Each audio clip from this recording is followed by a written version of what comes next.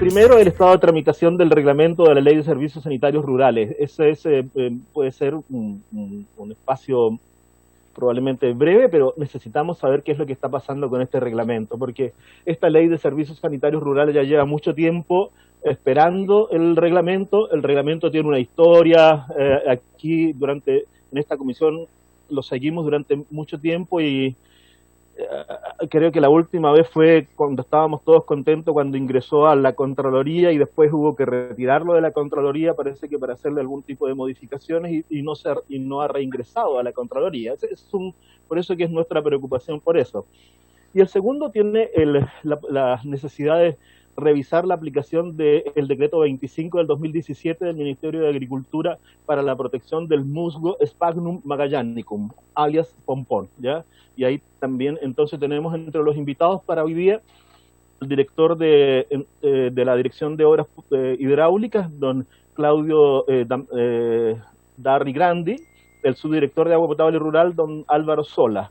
También tenemos al jefe del Departamento de Vida Silvestre del SAG, Rafael Asenjo, y al jefe de la División de Protección de Recursos Naturales Renovables del SAG, don Felipe Avendaño.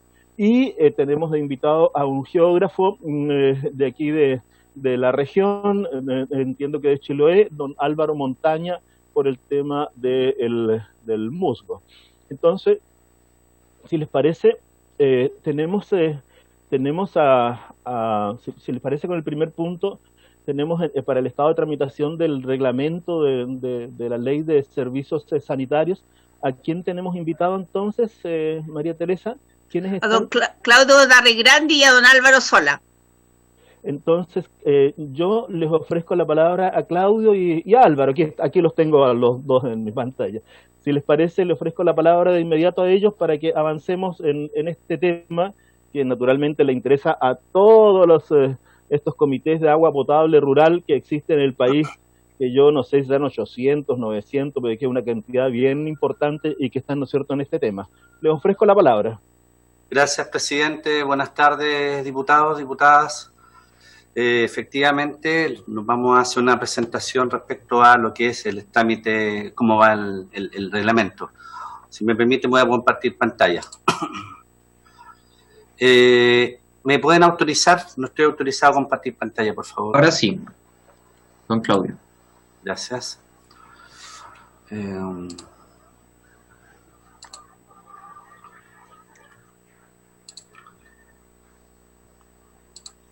¿Se ve? Sí. Ya, perfecto. Bueno, respecto al número, tenemos nosotros en el programa regular del Ministerio de las Públicas 2.000 APR, presidente. 2.000, con aproximadamente cerca de 2 millones de beneficiarios. Y lo que ahora llamamos APRs básicos, que eran los que no estaban adscritos al programa, y que hemos hecho el levantamiento en toda esta etapa, tenemos ya un catastro de 600, 700, en donde estamos haciendo de a poco el levantamiento porque el tema es justamente la información, ¿ya? Tenemos una aproximación, podríamos llegar a los 3.000 sistemas, más o menos. Bueno, esta presentación justamente habla del proceso de tramitación del reglamento de la Ley 20998 de lo que es los servicios sanitarios rurales. Voy a partir con una breve descripción de los hitos. Creo que es importante que ustedes están señalando, presidente, de la data que tiene esto. Entonces, esto parte con la ley. El 14 de febrero del 2017 se dicta la ley que entra en vigencia al mes siguiente la dictación de este reglamento. En septiembre del 2017 se hace el ingreso al reglamento a la Contraloría General de la República. Y en noviembre del 2017 se procede al retiro del reglamento para subsanar justamente observaciones de la Contraloría General de la República. Estos son los principales hitos una vez que se hizo este retiro. Entre abril y junio del año 2018 se incorporaron de las observaciones de la Contraloría a la versión del año 2017, que fue la que se retiró justamente, el desarrollo de las metodologías, ya que la ley ordena y que no se habían incorporado justamente del reglamento original. Estas metodologías consignan el desarrollo de metodología de cálculo de tarifas, que es un tema muy, muy relevante y que hubo que revisarlo junto con el Ministerio de Economía. desarrollo y metodología de clasificación de los operadores. Hay que recordar que clasificar a los operadores del sistema en esta nueva ley. El desarrollo de la metodología de lo que es la distribución de la inversión sectorial, y así también el desarrollo del sistema de la elección de consejos consultivos regional nacional, que lo establece justamente el reglamento, y que es una parte no menor de esto, que son consejos que tenemos que proceder a elecciones. Entonces hay toda una metodología de cómo se va a hacer, quiénes van a estar, etcétera. Luego, en julio del 2018, se entrega de proyectos de reglamentos a dirigentes y representantes de las diversas cooperativas para su revisión. Vamos a ver más adelante que es muy importante esto. Nosotros tuvimos una serie de reuniones con lo que consideramos que son la mayor parte de las organizaciones de los comités de APR a nivel nacional, en donde existió un permanente pimponeo respecto de estas modificaciones y observaciones que se estaban haciendo. De modo que estamos convencidos de que efectivamente hubo una buena sociabilización a los usuarios. En agosto, del 2018 se recepción de observaciones y comentarios de todos los dirigentes, y se procede a realización de reuniones para ir justamente resolviendo y comentando observaciones que se realizaron en este periodo anterior, de modo de llegar a ciertos consensos. Luego, todo esto fue lo que es el 18, como ustedes verán, aparte de lo que el estudio de metodología, fue el proceso de solicitación. El 19, entre enero y febrero, se terminan las reuniones con los dirigentes y logrando un acuerdo en todos los temas observados. Eso no es menor. O sea, después de todo este largo proceso, y venían, a veces en la mesa teníamos 20, 25 dirigentes de todo el país, y se logra en estas reuniones, había trabajo entre medio, mesas, se logra justamente consensuar estas observaciones. Marzo y noviembre del 2019, entre marzo y noviembre del año 19, se procede a la tramitación de la firma de los ministros de Obras Públicas, Vivienda, Salud, Economía, Interior, Hacienda y posteriormente del Presidente de la República. Hay que considerar que todos estos servicios, todos estos ministerios son los que están involucrados en esta ley, y por ende había que ir a entregarle esta información, la que era verificada los cambios, y después se procedía a la firma y iba pasando de ministerio en ministerio. En diciembre del 2019, el 4 de diciembre, se hace ingreso a la Contraloría General de la República el Decreto Supremo número 50 para su respectiva toma de razón. Aquí hay un cuadro que habla de los hitos principales, pero como les repito, entre medio de esto había mucha reunión. Junio del 2018 se presenta el programa, dirigente de varias asociaciones, comités, cooperativas, 25 de junio, lo mismo, se entrega la primera versión para recibir observaciones, agosto, la FESAN, respuesta de las subdirecciones a diversas consultas, en el mes de junio se hacen observaciones, se discuten, se hace la observación a la subdirección, y posteriormente la subdirección responde a estas observaciones. Septiembre, APRIM, Chacabuco, lo mismo, FENAPRU, que también estuvo trabajando, como ustedes ven, en varias de estas reuniones. Octubre, de nuevo FENAPRU, reunión de revisión de metodología de cálculo de tarifa, y así cada uno, o noviembre, 3 reuniones en noviembre con estas asociaciones, de modo que cada una de estas reuniones tenía por objeto justamente ir acotando cada una de estas observaciones y llegar a este consenso que se buscaba. Finalmente, en febrero del 19, reunión final donde se logra el consenso de todos los temas planteados por FENAPRU. Año 20, los principales hitos. Contraloría General de la República, en enero del 2020, solicita el retiro del Decreto Supremo 50 para iniciar el proceso de la revisión previa al proceso formal de lo que es la toma de razón. Y de este modo cita reunión a los equipos revisores con representantes del MOP, en este caso de la Subdirección de Agua Potable Rural. El 16 de enero se retira este decreto supremo. Enero a marzo, estos 3 meses después del retiro, ya se comienzan lo que son las reuniones, fueron semanales, con los equipos revisores nuestros y de la Contraloría para ir revisando y chequeando las observaciones hechas por la Contraloría. El 30 de marzo del año 20, de este año, se envía a la Contraloría General de la República la versión que incorpora las observaciones recibidas en estas reuniones, justamente de ambas, entre los revisores de ambas partes, y el Consejo, la Contraloría General de la República convoca a reuniones los días 16 de junio, 7 de julio y 24 de julio, aceptando estas modificaciones que se incorporan y plantean observaciones adicionales. Luego, el año 20, en la parte 2, el 4 de agosto, el MOP envía la versión final que incorpora estas nuevas observaciones incorporadas en estas reuniones, solicitadas por la Contraloría, con visto bueno ya de SERPRES y demás ministerios que firman el decreto. Así que la Contraloría deberá entregar su visto bueno a esta versión para que el MOP proceda al reingreso formal del decreto y esperamos una tramitación expedita y breve proceso de la toma de razón.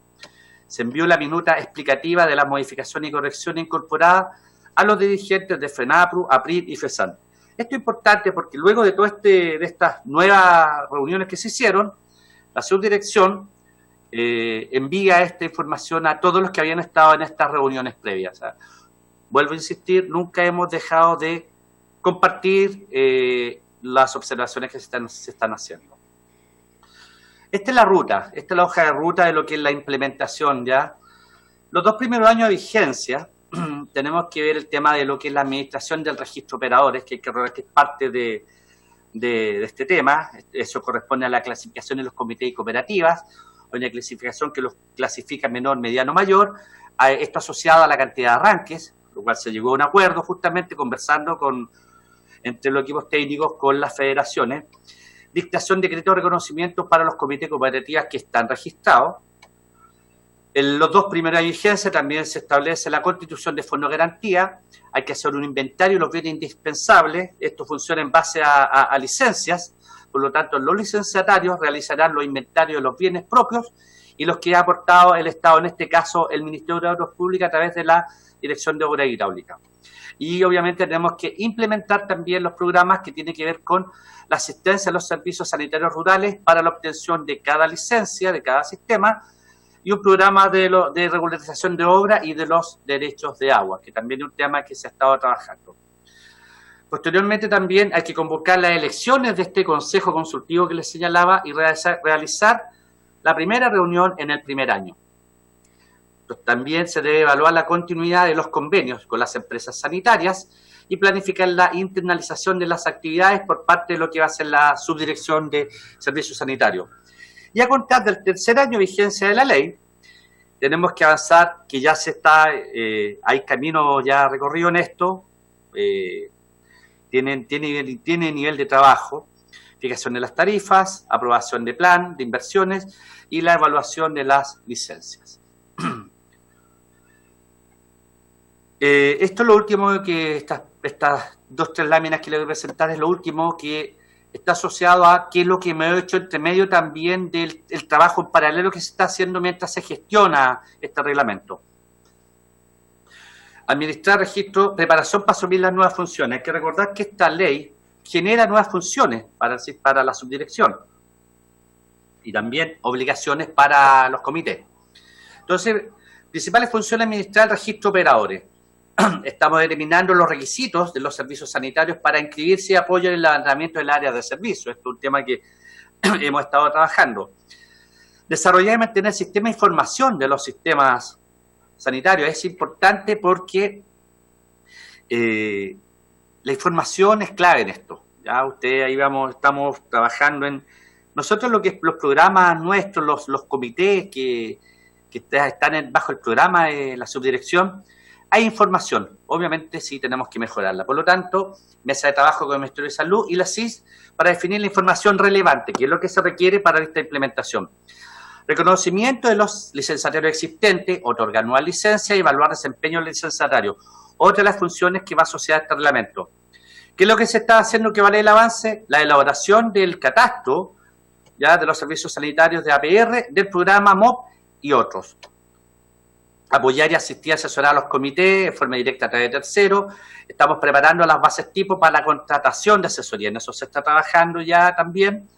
Actuar como una ventanilla única, que también está considerado, para revisar los proyectos en agua potable rural y saneamiento. Recordando que el saneamiento tiene que consignarse a partir del tercer año de la implementación de la ley.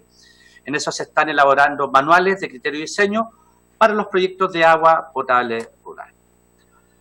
Principales opciones, términos de convenio con empresas sanitarias en Antofagasta, ya esto también es un avance que estamos haciendo en paralelo. En los convenios vigentes que hoy día tenemos con las sanitarias se incorporó una cláusula que permite el traspaso progresivo de las funciones de asesoría de la sanitaria en este acuerdo, en este convenio que existe en la subdirección con la sanitaria, está incorporado, de modo que en cualquier momento, esto tiene que ser, siempre hemos hablado del concepto gradual, podemos ir bajando las funciones de la sanitaria. Esto también es muy relevante y no solo asociado al reglamento, sino que es lo que son los tiempos de respuesta y la presencia oportuna de la Dirección de Obra Hidráulica. Se han creado oficinas de APR en La Ligua, Castro y Calama. Eso es importante, porque finalmente son lugares lejanos. Entonces, con la creación de esta oficina, ¿qué estamos haciendo? Estamos acercando a los APR a la gente, a zonas que son muy lejanas. De Castro tenían que viajar a Puerto Montt, lo mismo en Calama. Entonces, ahí hemos instalado oficinas autónomas con profesionales que están atendiendo las necesidades. Hay algunas más planificadas, también va a depender obviamente de algunos factores. Reforzamiento de la subdirección y contratación de nuevos funcionarios para reforzar justamente los equipos en pos de estar en este tema de la ley. Debemos recordar que obviamente esto va a implicar, el reglamento va a implicar mayores funciones para la Dirección de Obras Hidráulicas, particularmente APR. 2018 tenemos 104 funcionarios, 2019 146, el 2020 hay 166 donde hay un proceso de 14 nuevas contrataciones justamente en lo que es estas regiones que queremos potenciar, y el año 21, que ya estaríamos la ley estaría ya vigente, se proyectan 47 nuevas contrataciones, con lo cual estaríamos al torno a los 207 funcionarios.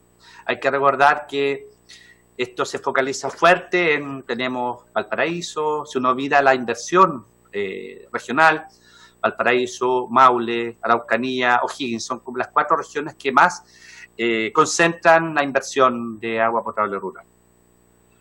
Y aquí está lo que es la planificación, más o menos a lo que llegaríamos, 207 funcionarios, con la distribución del año 20, como ustedes ven, Fuerte Valparaíso, O'Higgins, Araucanía. Entonces, esto es consistente con lo que es la focalización de la cartera de inversión en cada una de estas regiones. Eso es lo que les puedo comentar del avance. Sin duda que estamos preparándonos en esto, hemos avanzado no solamente en el reglamento, sino que, como ustedes ven, como subdirección y como DOH, estamos justamente tomando todas las providencias para poder absorber este reglamento, hacerlo de la mejor manera, sin que nuestro programa de inversión, subtítulo 31, se vea afectado. Es más, si uno ve la cifra histórica, el año 2020 es el año en que más esperamos ejecutar recursos en APR, en torno a los 150.000 millones. Pensando que en el 2010 las cifras andaban en torno a los 35.000 millones. Entonces, este programa ha ido creciendo de manera significativa. Eso es, presidente, diputados. Muchas gracias, don Claudio. Yo creo que es una gran presentación. No sé, no es... o sea, por lo menos tenemos un itinerario bien claro, tenemos todas las acciones que se han desarrollado. No sé cuántas serán las organizaciones con las que ustedes han estado conversando, pero por lo menos ahí noté que hay 3 grandes organizaciones con las que trabajan permanentemente.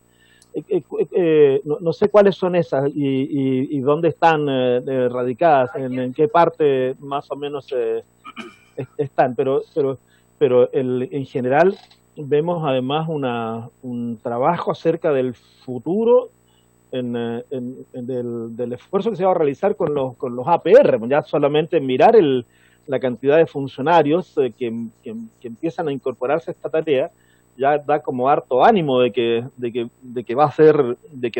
este tema se está tomando bien en serio. No sé, ¿ya? ¿Me pueden sacar por supuesto, la presentación? Yo quiero ofrecerle la palabra. Álvaro, ¿ibas a hacer ibas a dar una opinión sobre esto? ver, déjeme, ¿cómo hago para dejar de...? No, señor presidente, solo Ya, atento a cualquier consulta, así que no. ya, muchas gracias. ¿Cuáles son las organizaciones esas con las que trabajan? ¿Quiénes son especialmente esas tres grandes organizaciones? ¿Las tienes ahí o no, Claudio? Bueno, director, ¿lo contesta usted? ¿O no? ¿Se dejó de compartir o no? Perdón. Sí, se dejó de compartir. Ya, perfecto, que estaba complicado eso ya. FESAN, APRIN, bueno, Álvaro puede dar el detalle, pero son nacionales. Hay algunas que están focalizadas, por ejemplo, APRIN está focalizada en 3 regiones, FESAN es nacional. ¿Ya? Sí, no me acuerdo. Álvaro, ahí tú lo... Sí, a ver, en términos de tamaño, FESAN es la Federación de Servicios Sanitarios, pero es una federación que agrupa a cooperativas, ¿eh? Entonces, son cooperativas bastante grandes, la más grande es Huesquén, muy grande. En el caso de APRIM, efectivamente, como dice el director, es una asociación más pequeña, pero que tiene alta concentración en la región metropolitana. Ya. En el caso de FENAPRU, es la más grande, digamos, es la más grande que hay en este minuto, porque agrupa algunas regionales. Por ejemplo, tiene en Agresap, tiene es la de la Concagua, tiene otra por ahí, pero en el fondo, FENAPRU es como la más grande, más representativa.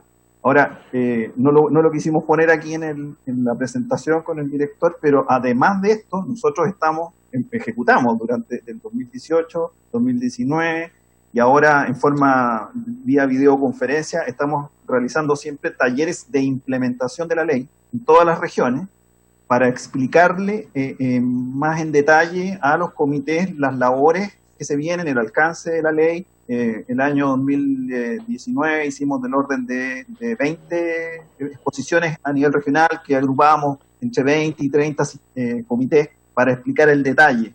A mí me tocó exponer, bueno, por ejemplo, hemos expuesto en Puerto Montt, hemos puesto de hecho en Castro me tocó ir a Quillón, digamos, a exponer. O sea, hemos estado en un trabajo de difundir también, ¿ya? ¿Para que los sistemas estén preparados y se anticipen a lo que viene. Oye, muchas gracias. Nos están pidiendo que enviemos la presentación seguramente si la mandamos al chat de los Camila ya está pidiendo la presentación igual. Entonces si podemos mandar la presentación, ya, entonces mandamos la presentación al chat de la comisión y con eso sería súper bueno. Ahora, lo que tenemos entonces, don Claudio o Álvaro, es que el Ministerio de Obras Públicas tiene que ingresar ahora de nuevo el reglamento, pero más o menos ya el reglamento definitivo a la Contraloría. Eso es lo que ocurre ahora, ¿no es cierto? Así es.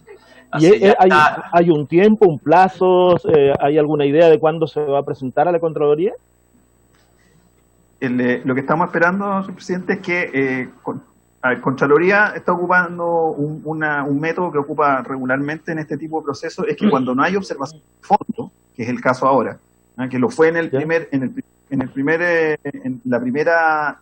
ingreso del año 2017, las observaciones claro, eran de fondo, y por lo tanto había que elaborar cosas, y por eso tuvimos que hacer todo el proceso de hacer la elaboración de todas las observaciones que hizo Contraloría, por ejemplo, el método de cálculo de tarifa, que no estaba.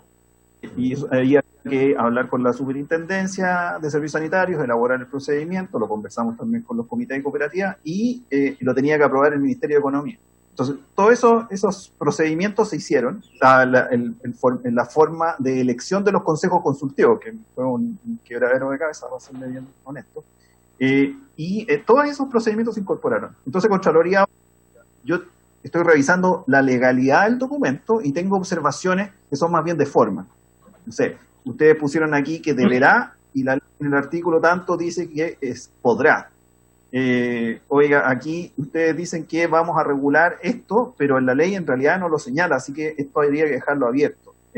Algunas simplificaciones o algunas cosas, pero que no modifican el fondo del documento. Por lo tanto, lo que nosotros hicimos fue enviarle el documento corregido a la Contraloría. Contraloría en este minuto está revisando la última versión, que también tuvimos que pedirle a Sexpress que lo revisara, porque la ley, o sea, el reglamento está firmado por el presidente, la copia que nosotros tenemos hoy día. Y la idea es ingresar el mismo decreto 50, con la firma del presidente, y solamente corregir las observaciones que nos haga Contraloría, que son menores y que ya tienen visación también de los ministerios, por lo tanto no corresponde hacer el proceso de firma de nuevo, si no sería muy largo.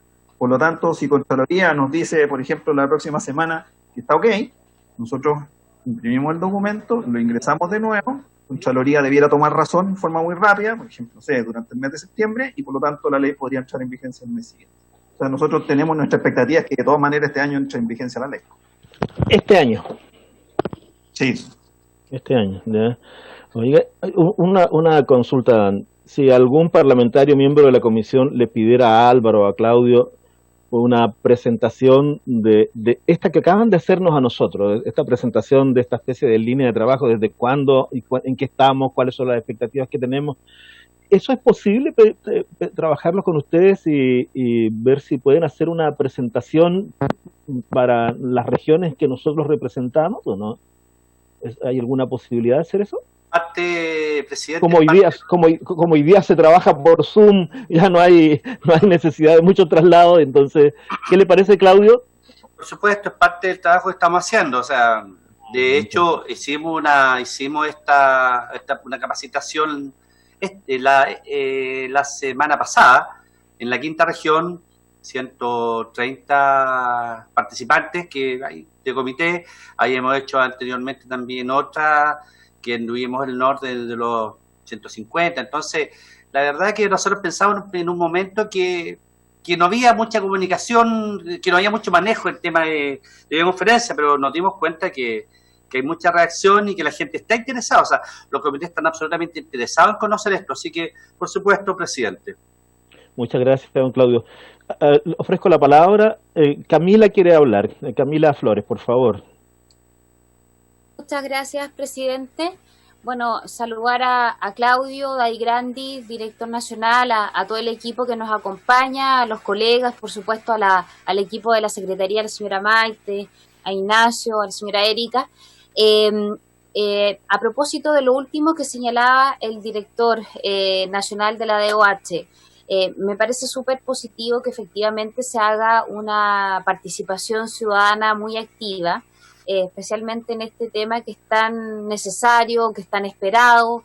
La verdad es que hay mucho interés, especialmente en las zonas rurales, de que podamos ojalá tener a la brevedad posible la implementación, ¿cierto?, de este reglamento.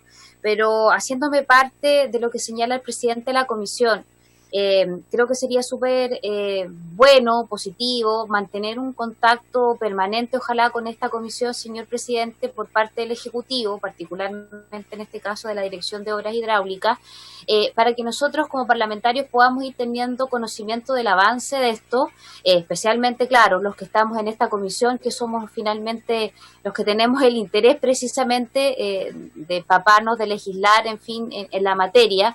Y quizás también pudiésemos nosotros servir de ayuda, colaboración, para ir resolviendo algunos nudos que se pudiesen generar en la implementación de la misma.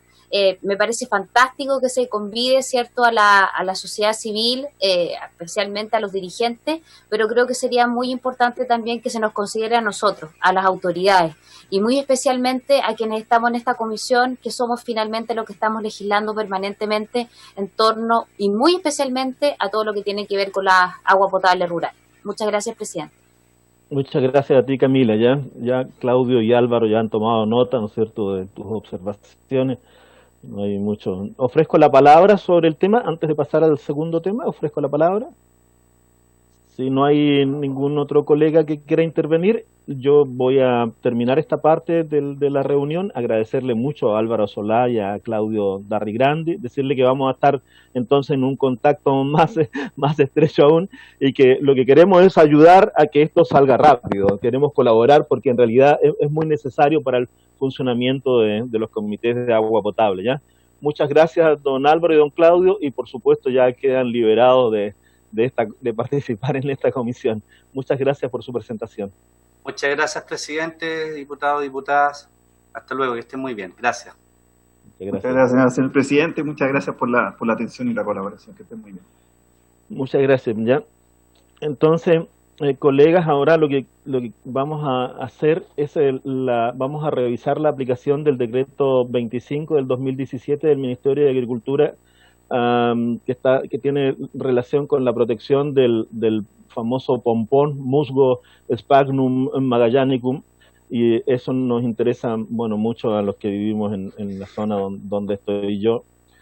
Quiero decirles que, quiero decirle que nosotros tuvimos una reunión por este tema en diciembre del año 2018.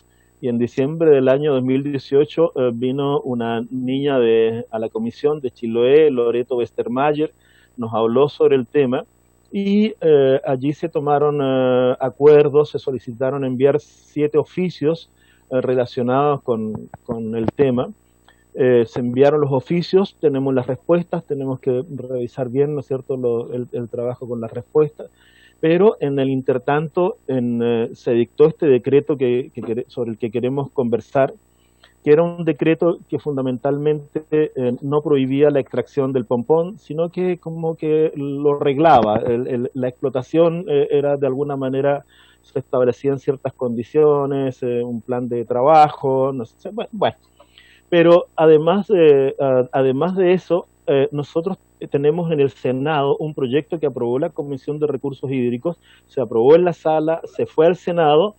La Comisión de Recursos Hídricos del Senado, espero que lo empiece a conocer ya en estos días, donde se prohíbe definitivamente, ¿no es cierto?, la extracción de este recurso por el impacto que tiene en el tema del agua. Entonces, estamos a la espera de lo que ocurra en el Senado con ese proyecto, donde varios de nosotros, de los que estamos en esta comisión, somos autores, pero mientras tanto el Servicio Agrícola y Ganadero creyó que era importante reglar esto a través del decreto que hemos señalado.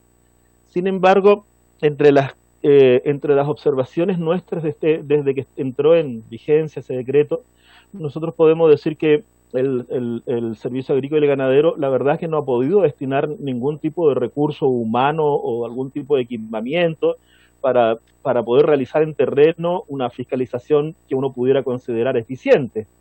Y eso uno podría decir que, miren, desde agosto del año pasado, o sea, hace un año, que yo tengo entendido que el Servicio Agrícola y Ganadero no ha cursado ninguna multa por la extracción de pompón en la isla de Chiloé, ninguna.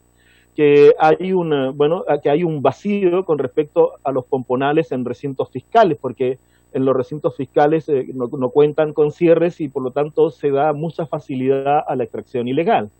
Y que este reglamento establece que para su extracción tiene que existir un plan de manejo que sea presentado ante el Servicio Agrícola y Ganadero. Pero la verdad es que en la actualidad, desde que está en funcionamiento ese reglamento, no se ha presentado ningún plan de manejo en la provincia de Chiloé. Por lo tanto, se continúa como si no hubiese pasado nada. Entonces queremos conversar esa situación, ver qué es lo que podemos hacer en forma urgente. Cuando nosotros pedimos que se prohibiera la extracción, se nos habló de que en realidad había que regularizar, pero pareciera ser que esta forma de regularizar, de establecer límites, ¿no es cierto?, no ha ocurrido nada. Yo entiendo que tenemos entre los invitados, a ver si a mí me permiten, María Teresa, ¿a quién tenemos del servicio? ¿Tenemos del Servicio Agrícola y Ganadero invitados?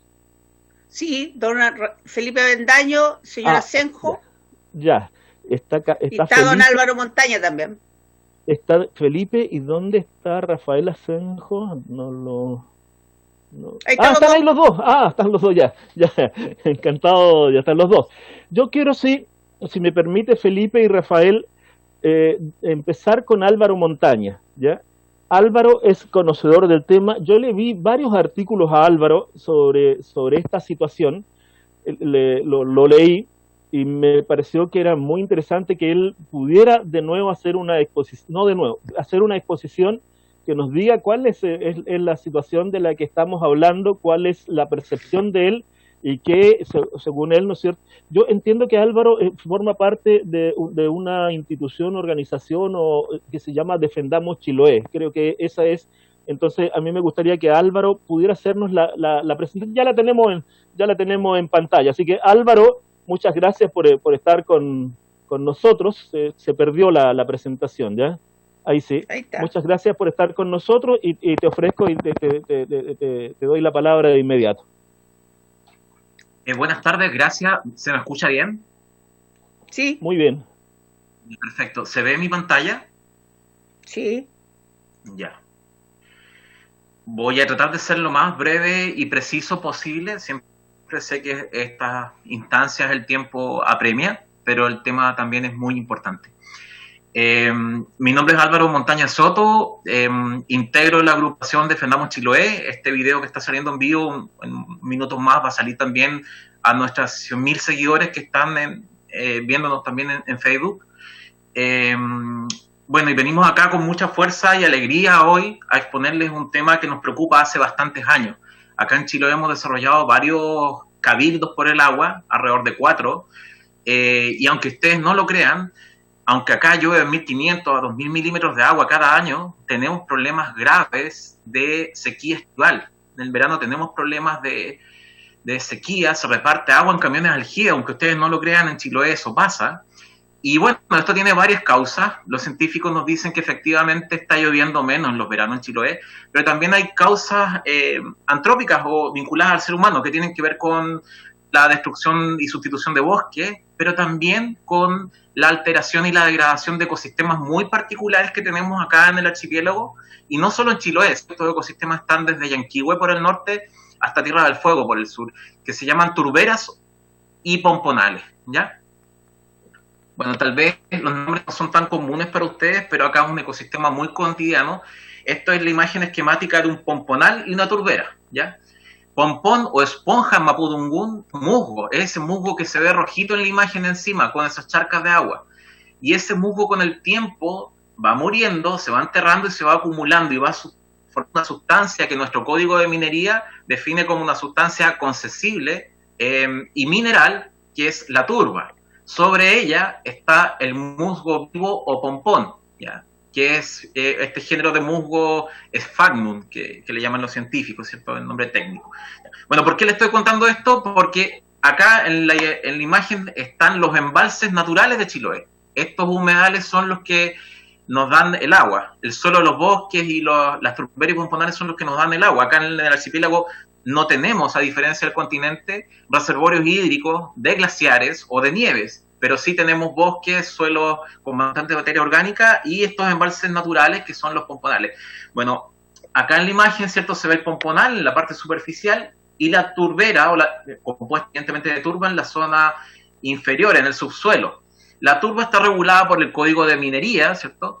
Y el pompón no estaba regulado hasta febrero de este año 2020, cuando entra en vigencia el decreto número 25 del Ministerio de Agricultura, que establece los planes de manejo y cosecha del musgo pompón, ¿ya? Esa es la situación normativa actual. Bueno, para que los conozcan, se los presento. Acá está un pomponal, ¿cierto? A mano izquierda está el musguito roja vivo. Si uno hace un hoyito ahí, va a encontrar agua en superficie o a los 10 o 15 centímetros de profundidad, ¿cierto? Ahí se ve el agua. Y si uno extrae eso, va a ver estas hebras perfectamente formando un paquetito, un montículo ahí, que está a mano derecha. Ese es el pompón, ¿ya? Ese es el musgo pompón. Y ese es el ecosistema de humedal de pomponal. Bueno, algunos datos, esta lámina es muy importante. ¿De qué estamos hablando cuando hablamos de pompón? Básicamente hablamos de agua, ¿ya? 1 kilo de pompón seco puede almacenar 10 litros de agua, imagínense, una tremenda cantidad. 1 metro cúbico, ¿cierto? Una superficie 1 metro por 1 metro por 1 metro, puede almacenar 800 litros de agua. 1 hectárea de pompón, o sea, más o menos una cancha y media de fútbol, de eso estamos hablando, con 1 metro de profundidad, podría almacenar 8 millones de litros de agua. Acá no tiene que invertir, esto lo hace la naturaleza gratis y con este tremendo impacto. Y 1 hectárea de este mismo ecosistema de pomponal puede almacenar 400 toneladas de carbono. Cuando hablamos de carbono estamos hablando, ¿cierto?, de objetivos de desarrollo sostenible, las contribuciones nacionales determinadas, de la COP25, la COP26, todos los compromisos internacionales, ¿cierto?, que Chile tiene que cumplir en materia de reducción de emisiones, pero también de almacenamiento y secuestro de carbono. Esos datos son muy importantes. Bueno, algunos roles de este musgo pompón, ¿cierto? En la primera imagen, a mano izquierda, una estudiante del liceo acá en Ancud está vertiendo agua sucia hay un vaso con pompón y vamos a ver que luego que pasa ese filtro, el agua sale limpia. O sea, se está cumpliendo un rol de purificación de agua. Pero también en la imagen central vemos una copa con musgo seco de pompón que si le echamos agüita y damos vuelta a esa copa, no va a verter ni una gota a la mesa, porque el pompón absorbe agua, o sea, purifica almacenada agua. Por lo mismo, y lamentablemente, el pompón se vende, ¿ya? Se vende y se exporta, es un par de millones de dólares lo que se exporta cada año al sudeste asiático. Incluso en plena pandemia, este semestre, el SAC notifica que 1.500 toneladas de musgo pompón han salido de Chiloé, cruzando todas las barreras sanitarias, y nuestro pompón, nuestra agua, se ha ido a cultivar flores, semillas o sustratos de propagación de plantas, que es el uso comercial que tiene este musgo, principalmente en países asiáticos, ¿ya? Y bueno, este es el problema que tenemos hoy día, y por eso vengo a poner acá a esta instancia política. Extracción o conservación, es un problema de política pública. Acá en Chiloé yo diría que el 80-90% de los chilotes estamos por la prohibición de la extracción del pompón. Pero lamentablemente hoy día tenemos un decreto que regula y legaliza la acción, que es el decreto 25 que se prorrogó 2 o 3 veces, tanto en el gobierno de Bachelet 2 como en el gobierno de Piñera 2. Y finalmente entró en vigencia este verano, febrero de 2020. Bueno, ¿cuál es el problema? ¿Cierto? Este pompón se mete en los sacos húmedos, luego se seca en invernaderos o tendales donde se le extrae la humedad, y luego se le embalsa en paquetitos de 1 kilo, de 5 kilos y se exporta a distintos países, ya principalmente Asia. Pero ¿cuál es el problema acá? ¿Ya? ¿Por qué nosotros estamos en contra del manejo sustentable o la cosecha sustentable y queremos la prohibición de la extracción de pompón en Chiloé? Es sencillamente porque no tenemos antecedentes científicos para tomar decisiones inteligentes, ¿ya? Los pocos estudios científicos nos indican que dentro de un pompón, dentro de un ecosistema de musgo, hay diferencias sustantivas de crecimiento. Eso está mostrando gráfico acá, ¿ya? Mientras, y entre pomponales, incluso acá mismo en Chiloé, hay diferencias de crecimiento. Y entre regiones también hay diferencias de crecimiento. O sea, lo que crece el musgo pompón en Yanquihue, en Chiloé, en Palena, no es lo mismo que crece el musgo pompón en Aysén o Magallanes. Lamentablemente los estudios científicos acá todavía son pobres en ese sentido. Y aunque existan estudios científicos, creemos que es un principio del derecho ambiental preventivo y precautorio apuntar a conservar nuestras fuentes de agua, ¿ya? Porque si no va a pasar lo mismo que ha pasado con otros recursos naturales, como los mariscos, los pescados acá en Chiloé, o el bosque, donde hay islas que se han quedado sin pescado. Miren lo que estoy hablando. Islas de Chiloé donde no hay pescado, donde se han extinguido especies de importancia alimentaria. Ese mismo riesgo estamos corriendo acá si legalizamos la explotación del pompón, que es lo que hizo este decreto 25 del SAC en este verano. Bueno, el tema está candente, los 2 diarios principales de la provincia han sacado esta en portada, nos han dado cobertura mediática, pero vamos a ver qué dice la política pública. ¿Qué dice la política pública de provincial, la estrategia de recursos hídricos de Chiloé Abajo? Dice que tenemos que cuidar las fuentes naturales de agua dulce. La ley marco de cambio climático impulsada por el gobierno de Sebastián Piñera II también habla de los sumideros de carbono. Esto está fresquito, las contribuciones nacionales determinadas, que son los compromisos voluntarios de Chile ante la COP26 y COP25, nos hablan también de la importancia de las turberas. No lo digo yo, lo dice la política pública, lo dice el Poder Ejecutivo, lo dicen las estrategias locales.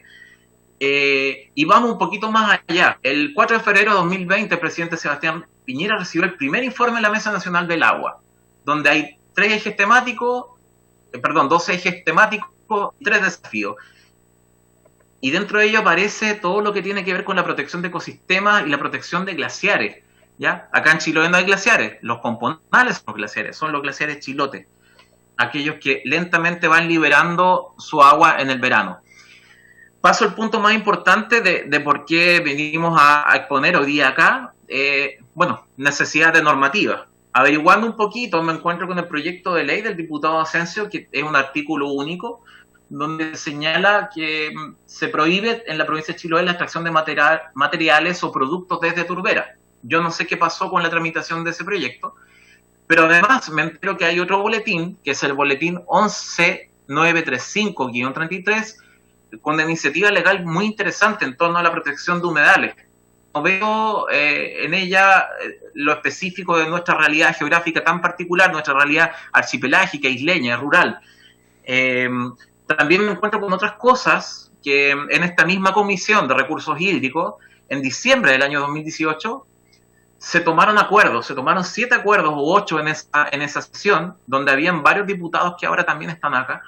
El acuerdo número 2, lo voy a leer textual, era oficiar al director de CONAF y al director del SAC para que evalúe la posibilidad de establecer la prohibición total de extracción de turba y del musgo Sphagnum magallánico, conocido como pompón, en el archipiélago de Chiloé. Me gustaría también saber, en aquella ocasión vino Loreto Westermayer, que es una dirigente de Chiloé Orgánico, una agrupación muy connotada de la agricultura familiar campesina en Chiloé y en Chile, y se tomó el acuerdo de estudiar, el SAC y CONAF tenían que estudiar la prohibición total de extracción del musgo pompón en Chiloé. Me gustaría saber qué pasa con eso, porque lamentablemente he venido también a veces a otras comisiones acá en el Congreso, y uno plantea y uno ha escuchado, pero después no se toman decisiones o no hay seguimiento de esas decisiones. Y la verdad que el cambio climático llegó, la crisis hídrica en Chiloé y en Chile llegó, la emergencia climática está, y estos temas son tremendamente importantes. Bueno, termino con esta lámina. Esta es la lámina más importante de todas, porque es nuestra propuesta de nuestra organización, que tiene que ver con prohibir la extracción de recursos musgo Sphagnum en ecosistemas de turberas y pomponales de la provincia de Chiloé, por todo el contexto de emergencia climática, de crisis hídrica y por la importancia ecosistémica, ¿ya?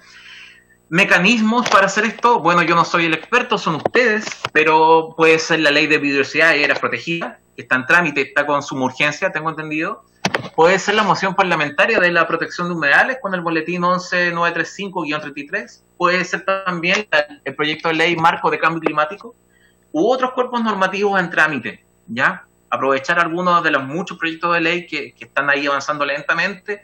Pero eso es lo que quería señalar y eso es lo que quería proponer básicamente, la necesidad de prohibir la extracción de pompón en la provincia de Chiloé. Si hay alguna pregunta, duda, si fui muy rápido, por favor, me la hacen. Gracias por escuchar. Muchas gracias, Álvaro Montaña. Muchas gracias además por haber accedido a asistir a la comisión. En realidad lo invité hace 2 días, creo ya, y pudo venir de inmediato a la presentación. Ahora podemos sacar la presentación y quiero decirle que el proyecto mío está en la Comisión de Medio Ambiente y quedó allí en tramitación porque decidimos avanzar con otro que habíamos presentado con Daniel Núñez y con varios diputados de esta comisión. Ese es el proyecto que yo les decía que había salido de la Cámara de Diputados y que está en el Senado. Y ahora estamos pidiendo que la Comisión de Recursos Hídricos lo tome. Preside la Comisión de Recursos Hídricos la senadora Yasna Proboste, y entiendo que hoy día habían enviado un oficio para que la sala decidiera remitir el proyecto de Medio Ambiente a la Comisión de Recursos Hídricos para ver si le damos una tramitación mucho más expedita a ese proyecto. En ese proyecto de protección de humedales, entonces prohibimos, ¿no es cierto?, la extracción, la explotación del pompón. O sea, por lo menos vamos a meterle fuerza a ese proyecto. Pero, mientras tanto, nosotros tenemos este decreto del 25, y allí el Servicio Agrícola y Ganadero, yo creo, ¿no es cierto?, que también tiene cosas que decirnos, qué es lo que ha pasado al respecto, cuál es la opinión de ellos. Porque cuando nosotros mandamos el oficio, tenemos la respuesta a ese oficio, no sé, Erika, ¿es posible compartir la respuesta del oficio del que hablaba Álvaro Montaña, del número 2 de todos los oficios que habíamos enviado? Creo que es el 219, no me acuerdo ya, no me acuerdo. ¿Eso es posible compartirlo, Erika, o no? La respuesta. Llegar a don Álvaro. Se lo puedes hacer llegar. Sí. Lo que pasa es que para mí es medio difícil leerlo desde el teléfono, ya, porque lo tengo aquí en el teléfono. Tú puedes leer en la parte final de la respuesta, porque en la parte final es donde nos dice, ¿no es cierto?, que van a normar, a regularizar o a reglamentar, ¿no es cierto?, la extracción. ¿Lo tienen por ahí o no? ¿El 319? Creo que es el 319, el segundo, creo que es el segundo. Es cortito, La una respuesta. página y... Sí, de la respuesta, sí. Lo que pasa es que yo lo puedo ver, pero... ¿Lo leo completo? A ver. No, la parte final. Dice, por lo tanto, a esta dirección ejecutiva no le corresponde, no es posible atender a este requerimiento en razón que la solicitud realizada es competencia de otras instituciones. No es ese, no es ese, no, es otro. ¿El 18? El 18 puede ser, ¿ya? Lo voy a buscar yo entonces. Puede ser el 18.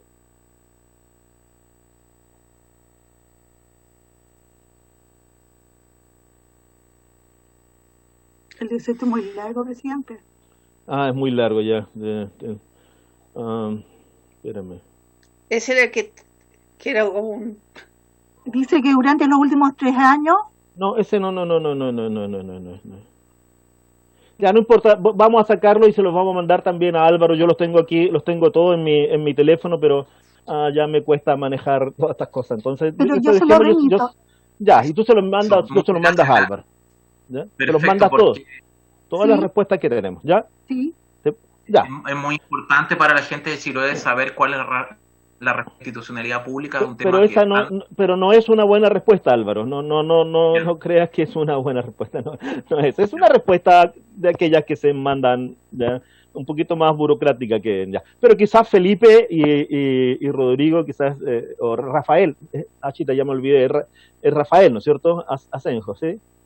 Ya. Entonces, les puedo ofrecer la palabra a ustedes ahora para que intervengan sobre este punto, ¿ya? No sé si Felipe o Rafael, ¿no es cierto?, van a hablar. Ya pueden hacer uso de la palabra. Muy buenas tardes, presidente.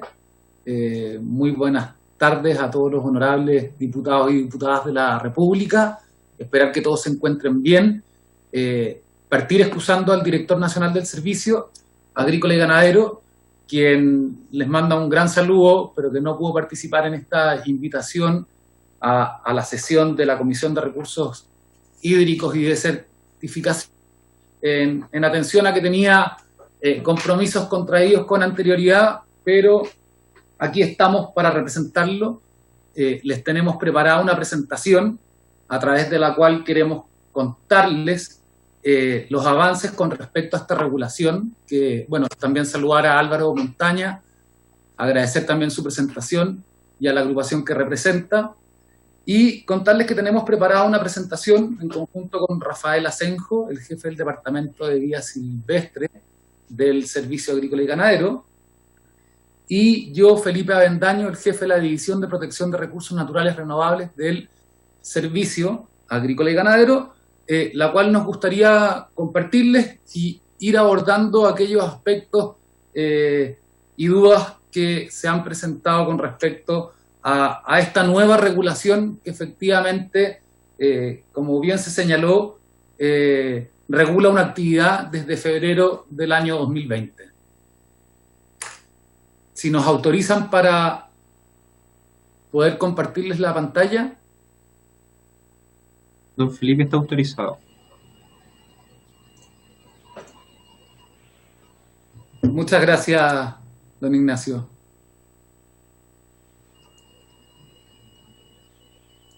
¿Se ve? Ahora sí. Sí. Ya. La presentación, y la vamos a hacer en conjunto con Rafael Asenjo, quien me acompaña, y un poco partir dando las gracias por la invitación y generando el contexto que surge producto de la invitación 168 de fecha 17 de agosto del año 2020, dirigida al director nacional del Servicio Agrícola y Ganadero, en la cual se le invita a participar de esta sesión de la Comisión de Recursos Hídricos y de Certificación de la Honorable Cámara de Diputados, en la cual es requerido para referirse con respecto a la aplicación del decreto 25 del año 2017 del Ministerio de Agricultura, en atención a la protección del musgo Sphagnum magellanicum. Es importante partir señalando y complementando qué es el musgo Sphagnum. Es una planta terrestre, herbácea, perteneciente al grupo de las briófitas. Esto quiere decir que son aquellas plantas no vasculares, es decir, aquellas que no tienen tallo y que no tienen flor, que se caracteriza por ser plantitas pequeñas que crecen muy cerca unas de otras, formando cojines dispuestos sobre rocas, troncos y hojas, o bien en el suelo. Frente a lo mismo, algunas consideraciones con respecto al decreto número 25, el cual tiene por objetivo propender a la producción del musgo Sphagnum magellanicum a través de la puesta en práctica de una serie de instrucciones orientadas a realizar un uso sustentable del mismo, con la finalidad de que el musgo se siga desarrollando a través de los años, evitando pérdidas que puedan derivarse de malas prácticas, independiente del tipo donde se encuentra, ya sea que provengan de turberas naturales o de formaciones secundarias, como también su distribución sea continua o discontinua en los ambientes que habita. El decreto 25 regula la cosecha y uso sustentable del musgo Sphagnum magellanicum desde el punto de vista del Ministerio de Agricultura y desde las competencias del Servicio Agrícola y Ganadero. Algunas otras consideraciones que es importante tener presente es que este musgo se encuentra presente desde la región de la Araucanía a la región de Magallanes y Antártica chilena. Efectivamente, existen diferencias sustantivas en cuanto a la información existente con respecto a su crecimiento y se encuentra, para poder reproducirse, por los sitios en los que habita o coloniza, se encuentra asociado a sitios con drenaje pobre, posterior a la ocurrencia de incendios de bosques, en los que se presentan formaciones más o menos continuas, ligado a climas lluviosos sobre materia vegetal, asociado, por ejemplo, a troncos caídos y sobre turberas. Aquí es importante, y le voy a dar paso a Rafael, para hacer la diferencia entre las turberas geológicas y naturales y las formaciones secundarias de Sphagnum magellanicum. Hola, buenas tardes, señor presidente y honorables diputados y diputadas. Como decía muy bien Felipe, efectivamente las formaciones principales donde se encuentra el Sphagnum magellanicum, hay que diferenciar dos aspectos o dos principales formaciones. Una son las formaciones de las turberas geológicas o naturales, ¿ya? Que son humedales que se han formado a lo largo de cientos de años, cientos de miles, como producto principalmente del derretimiento, y la recogida de los glaciales, ¿ya? De esta manera, la génesis de estos lugares es de origen geológico, ¿ya? Y estas turberas están ligadas a grandes cuencas, ¿ya? Por lo tanto cubren o son de grandes extensiones, ¿ya? Con el paso de los años, el ciclo de la vida y de las sucesiones ecológicas ha hecho posible que se establezca el Sphagnum en dichas formaciones sobre estas turberas conocidas como las formaciones primarias de Sphagnum, ¿ya? Después tenemos las formaciones secundarias de Sphagnum, ¿ya? Y estos humedales corresponden fundamentalmente a lugares formados posterior a una tala o quema, una tala rasa o quema de bosques en sitios con drenaje pobre, ¿ya? Y se consideran de origen más recientes. Como resultado de aquello, estos sitios anegados son colonizados nuevamente por el Sphagnum magellanicum, ¿ya? Debido fundamentalmente, por razones que ya había explicado el expositor anterior, es una planta que requiere y tolera muy bien las condiciones de anegamiento, de gran capacidad de agua, ¿ya? Estas formaciones secundarias no tienen acumulación de turba, ¿ya? Y se les conoce fundamentalmente como pomponales y se desarrollan debido a, como ya decía, la quema o tala rasa de bosque en sitios fundamentalmente de malo o pobre drenaje y que son colonizados por el esfagno. El decreto número 25, entrando en materia, en su artículo primero, viene a regular la corte y cosecha del musgo, ¿ya? Perteneciente a la especie del Sphagnum magallánico, y señala que para dicha acción de corte y cosecha se dará cumplimiento a las reglas establecidas en el decreto, ¿ya? Importante es que en esto se exceptúa la aplicación del decreto en aquellos proyectos o actividades que ingresan al sistema de evaluación de impacto ambiental, ¿ya? Los que digan relación con todo el Sistema Nacional de Áreas Silvestres Protegidas, y los que dicen relación a los bienes regulados por la Ley 20.283 sobre recuperación del bosque nativo y fomento forestal, ¿ya? Que es regulado por la Corporación Nacional Forestal. Fundamentalmente, antes de la cosecha del sphagnum, ¿ya? Lo más importante es que se debe verificar acciones que no afecten al sitio, fundamentalmente que tienen que ver con, disculpen, la no utilización de maquinaria pesada o herramientas que generen la compactación del musgo, ¿ya? Tanto del musgo como del propio sustrato donde se establece.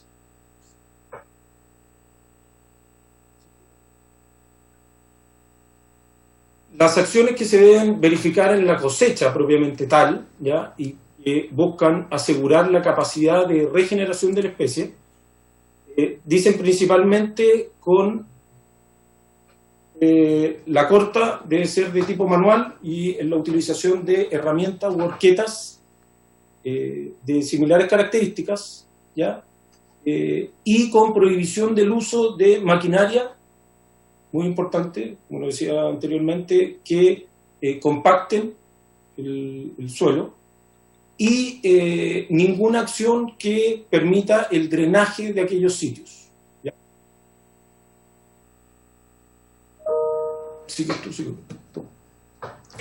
Otra de las acciones, como decía, de la aplicación del decreto, dice con la cosecha propiamente tal, que se debe realizar sin maquinaria pesada, sin drenaje del área o del sitio, de forma manual o utilización de herramientas de similares características. Fundamentalmente se ocupa una horqueta con doblada, en el fondo como un gancho, ¿ya? Para poder arrancar las hebras que quedan por encima del musgo, y siempre asegurando, y eso es muy importante, la permanencia de a lo menos un remanente de musgo vivo de 5 centímetros de permanencia en el sitio, ¿ya? Se entenderá como musgo vivo, para los efectos de este decreto, toda la porción de la hebra de musgo que haya quedado adherida al sustrato como resultado de la cosecha, presentando una apariencia similar a la porción viva del musgo extraído. El 70% del área a intervenir se debe trabajar de manera que permita que el mismo musgo recupere su crecimiento y posibilitar una nueva cosecha futura, ¿ya? Otra exigencia del decreto es que el dueño del predio, el recolector o la persona autorizada a través del plan de cosecha, ¿ya? Para realizar la extracción del Sphagnum magallánico, debe realizar un curso de prácticas sustentables de recolección y de elaboración de planes de cosecha realizado por el Servicio Agrícola y Ganadero. Además, agregar que existen acciones de trazabilidad y rastreabilidad del musgo, orientadas a que el Servicio Agrícola y Ganadero debe llevar un listado actualizado de los planes de cosecha de musgo presentados por las personas acreditadas, con detalle de los predios de cada región, y asimismo los intermediarios, exportadores, comercializadores que envasen y o distribuyan el musgo para su venta al por mayor, al consumidor, deberán acreditar ante las fiscalizaciones que realiza el servicio que el musgo que comercializan, exportan o que se encuentra en su posesión provenga de predios que cuentan con un plan de cosecha registrado en el servicio. Para tal efecto, se deberán entregar las copias del plan de cosecha presentado al servicio. El incumplimiento de esto lleva asociado las normas contenidas en la ley 18.755 del Servicio Agrícola y Ganadero. Y, por último, en cuanto a las acciones ya mencionadas, indicar que entrado en vigencia en febrero del año 2020, este decreto que regula la actividad y uso sustentable de este musgo, orientado muy cercamente a la agricultura familiar campesina. La siguiente tabla muestra la cantidad de asistentes a los cursos dictados por el servicio, como también las personas certificadas y los planes de cosecha presentados a junio del año 2020, en la cual en los lagos podemos ver un número de asistentes de 916 personas, 822 rindieron el curso, personas que aprobaron el curso 811 y 52 planes de cosecha presentados. Ahí es importante señalar que de los 52 planes de cosecha presentados en la región de los lagos, 45 corresponden a Chiloé. En el caso de Aysén, el número de asistentes a los cursos ha sido 110 personas, 110 personas rindieron el curso, 110 personas se encontraron aprobadas y a la fecha 15 cursos. Magallanes, 6, un plan presentado a la fecha. En Los Ríos, hasta el momento 0, pero una persona que realizó el curso en otra región, al parecer presentó un plan en la región de Los Ríos. A la fecha llevamos 1.032 personas asistentes a los cursos, 938 personas rindieron las pruebas, 927 aprobaron y contamos con 69 planes de cosecha presentados.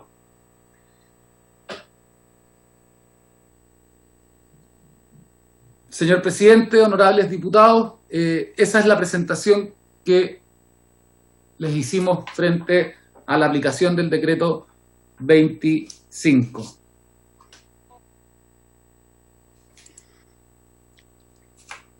Muchas gracias, Felipe y Rodrigo, o Rafael.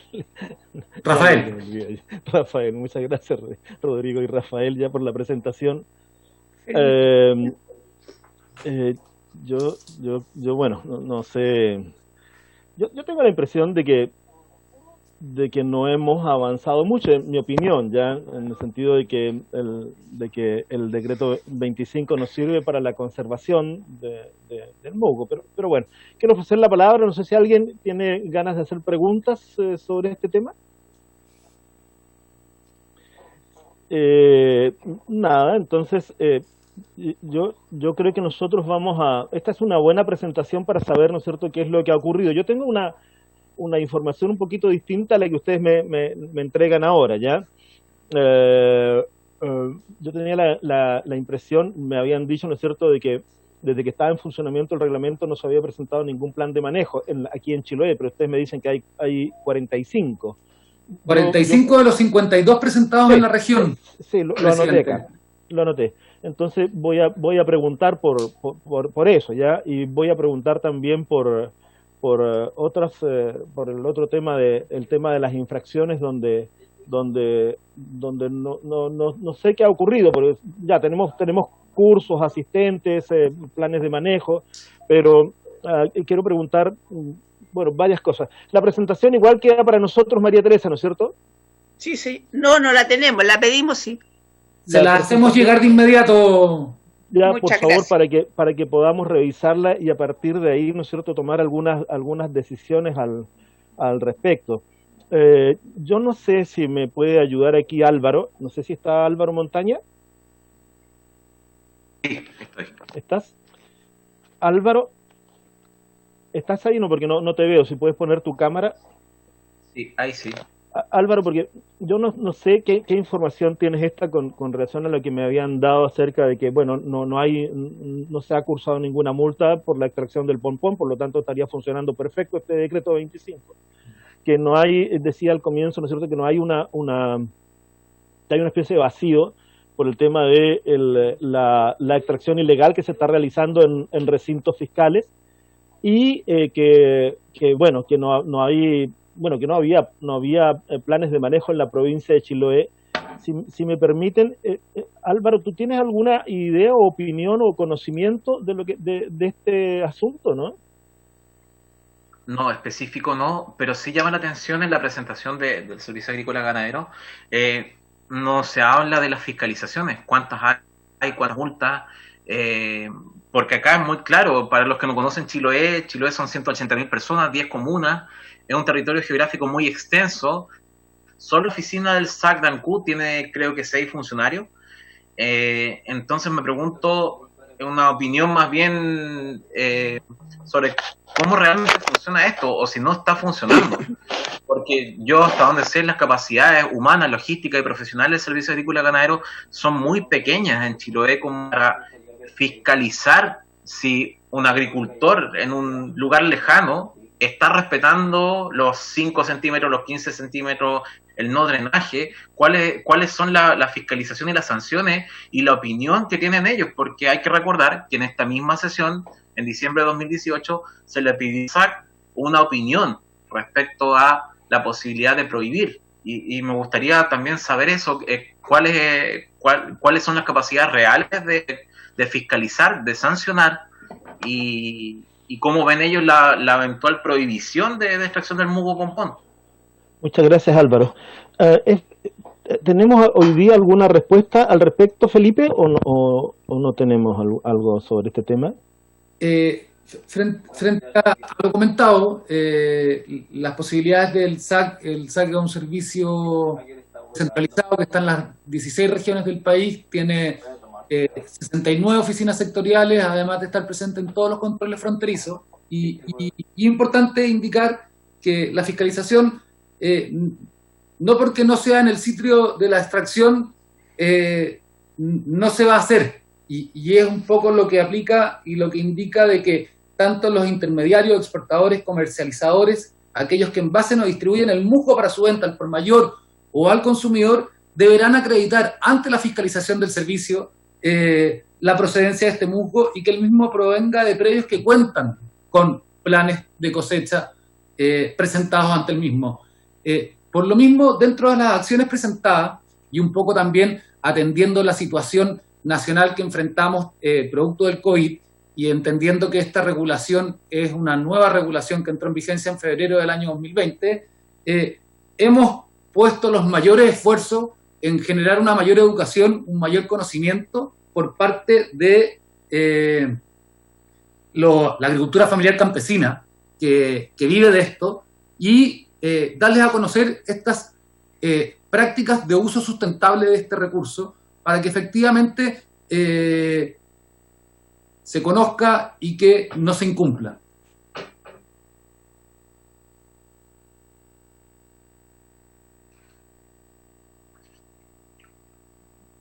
¿Qué pasó? ¿Terminó? El presidente tiene el audio apagado. Ahora sí, perdona, Ignacio, perdona. Yo sé que decía que es medio difícil que ustedes puedan responder una pregunta que es la que nosotros estamos haciendo y solicitando. ¿Hay alguna idea dentro del SAC de prohibir definitivamente la extracción, ¿no es cierto?, del pompón? ¿O esa idea fue absolutamente descartada?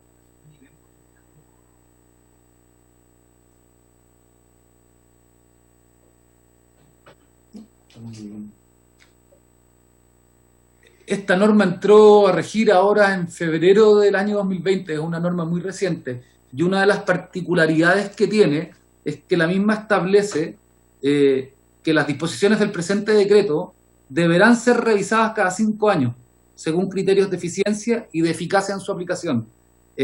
Tal como señaló Álvaro, existen diferencias sustantivas a nivel ciencia con respecto a la información de este musgo sphagnum. Tanto así que el crecimiento del mismo puede ser muy distinto en el sector de la Araucanía de lo que ocurre hoy día en la región de Magallanes y Antártica chilena.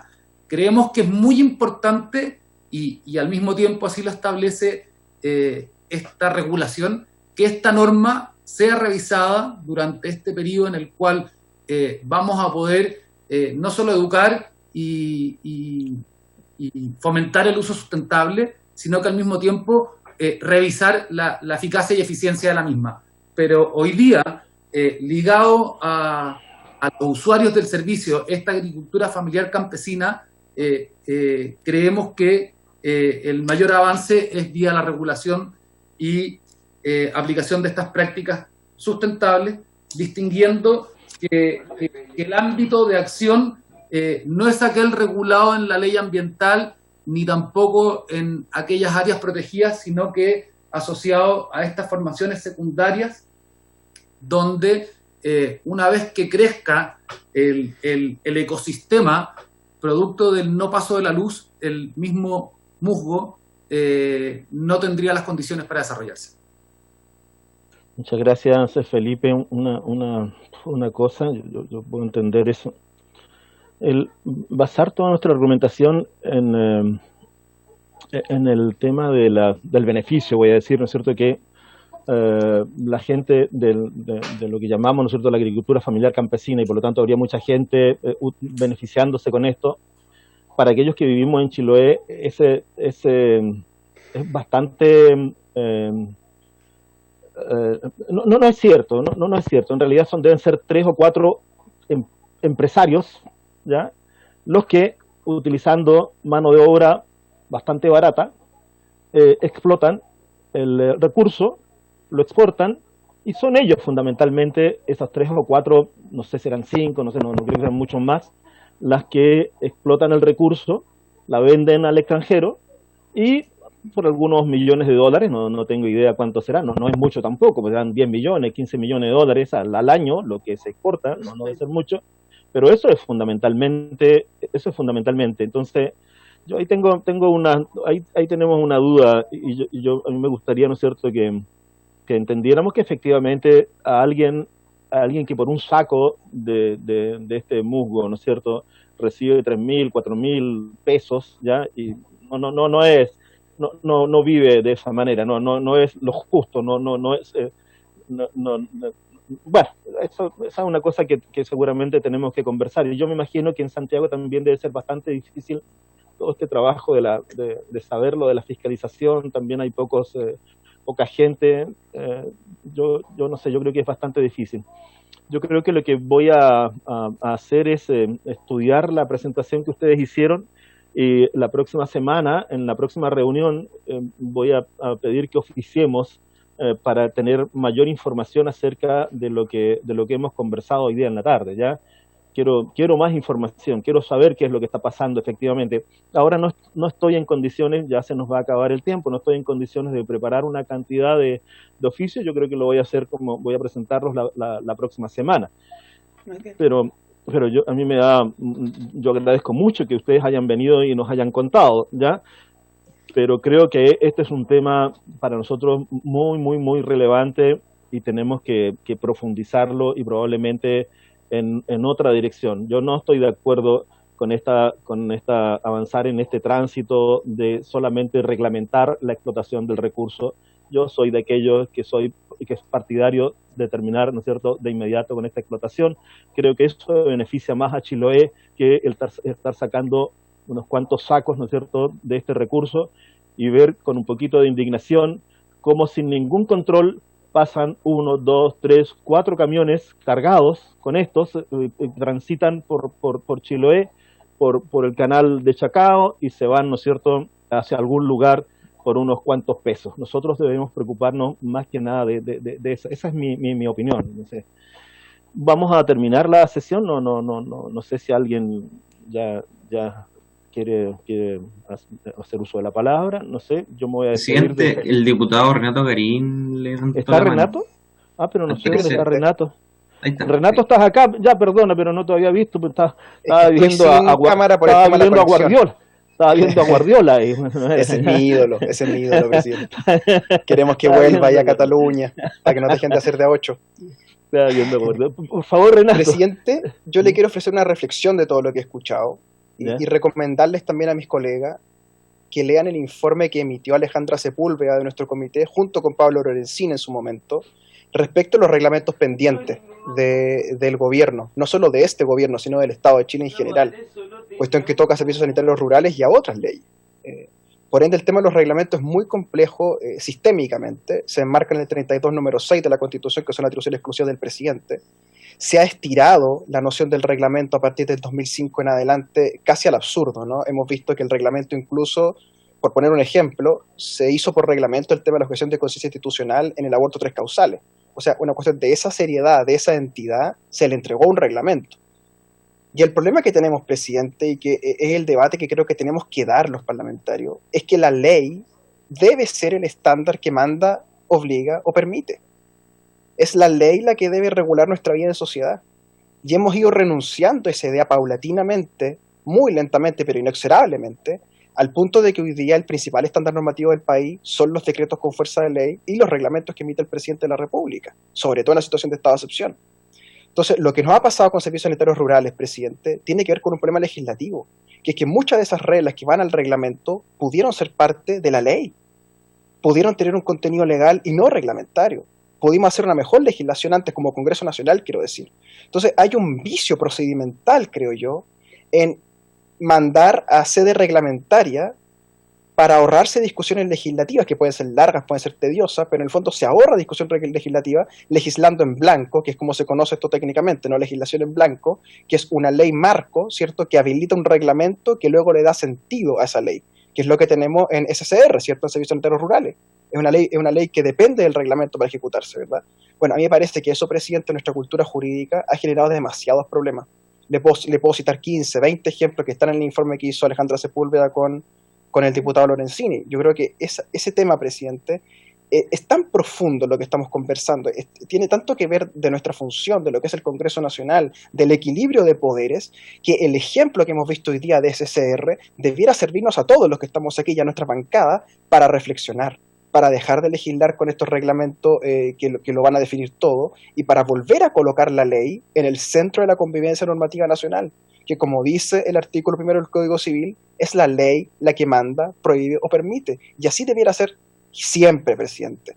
Y así nos ahorraríamos este problema de los reglamentos que terminan siendo el camino real por donde se mete la legislación, ¿no? Y eso, presidente, me parece que es un desorden institucional que ha agrandado el poder de la presidencia de la República, que ha disminuido la capacidad legislativa del Congreso y que la consecuencia de eso es el desorden normativo que estamos viendo en SSR, por ejemplo. Le pongo, antes de cerrar, otro ejemplo, Ley Cholito.